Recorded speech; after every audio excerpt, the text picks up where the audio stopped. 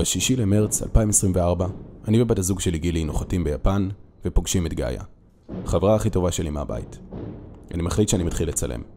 בלי איזושהי חשיבה על תוצר סופי או סיפור, אני מצלם בשביל לתעד שיהיה לי.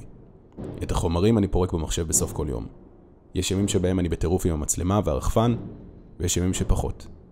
לפעמים אני מכריח את עצמי לצלם. אני אומר לעצמי שאני אערוך מזה סרטון גדול, עם מוזיקה, ועלה לאינסטגרם וליוטיוב. בפועל, רק עכשיו אחרי שנה אני פותח אותם, כי החלטתי לעשות סרט קצר על יפן.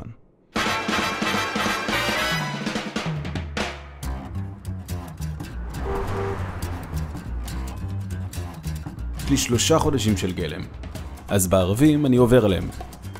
אני כותב תוך כדי תחושות, חלקם מדברים שאני זוכר, חלקן בפתקים שכתבתי בטלפון. לפעמים גילי נכנסת לחדר עבודה ומסתכלת איתי בחומרים. יש משהו נחמד בלפתוח חומרים ישנים שלא עברת עליהם.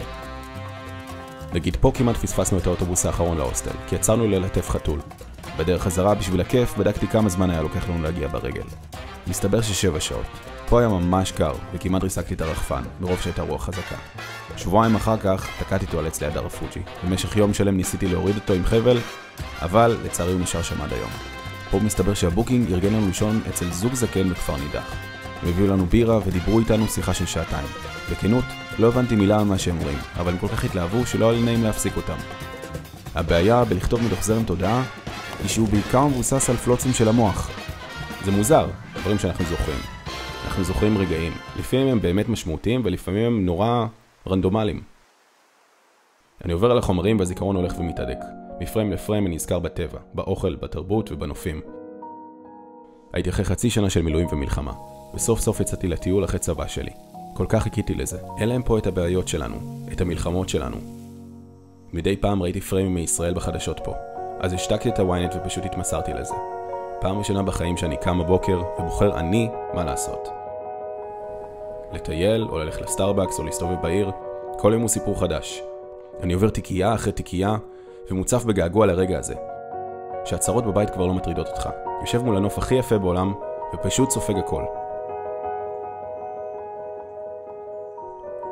רגע, חסר לי פה משהו. אני קולט שיש לי חור בארכיון שעצרתי, שזה מוזר. אני מחפש בין החומרים. יש מצב ששכחתי לפרוק משהו? אני בודק בתמונות בטלפון שלי ושל גילי, וגם שם אני לא מוצא. זה מוזר. היינו אז בבפו. נכון. בפו. בפו היא עיירת חוף בדרום יפן. היא צמודה לאזור עם פעילות געשית. אם היו לי צילומים משם, הייתי מראה לכם נורא יפה. תכננו לטייל בה. בערב שהגענו החלטנו, כרגיל, להשתכר מעל כל יפני זול. אבל הפעם החלטתי יותר מבדרך כלל. אני חטפתי הרעלת אלכוהול כמו שמעולם לא חטפתי. אני זוכר את עצמי מקיא בים, ויום למחרת לא יכולתי לזוז.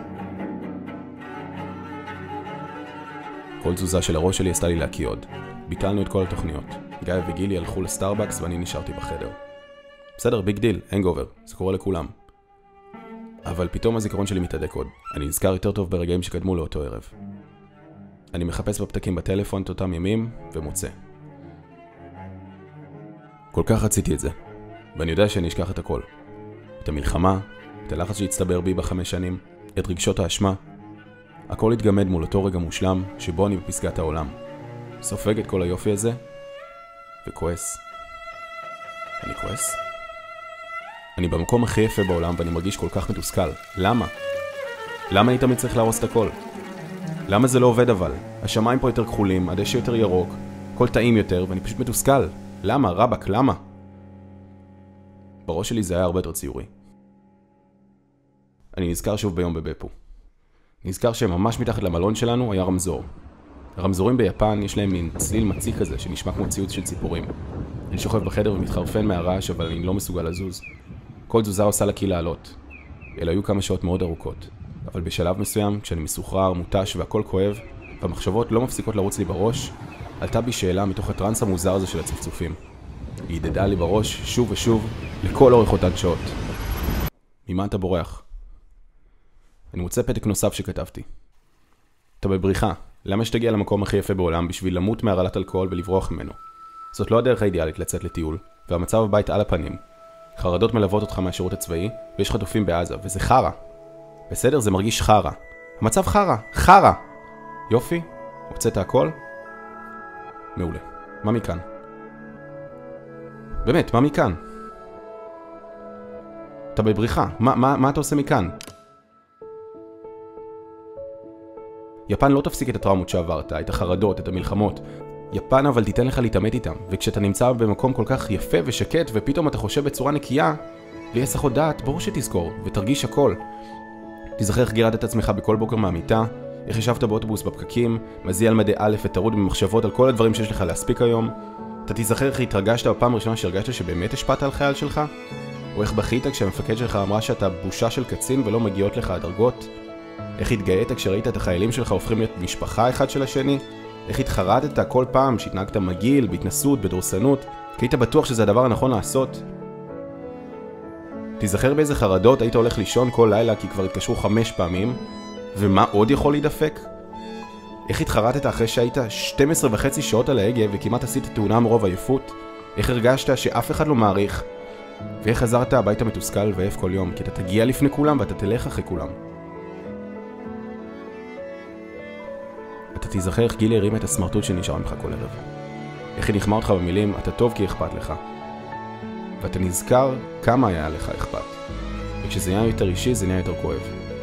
וכשאתה משקיע את עצמך כל כך בתוך משהו ונכווה, התת מודע שלך פשוט נרתע מלהשקיע את עצמו. זה משליך על הכל. על החיים המקצועיים, על המשפחה, על החברים, על הזוגיות. אתה מפחד להתמסר, ואתה בורח מחויבות.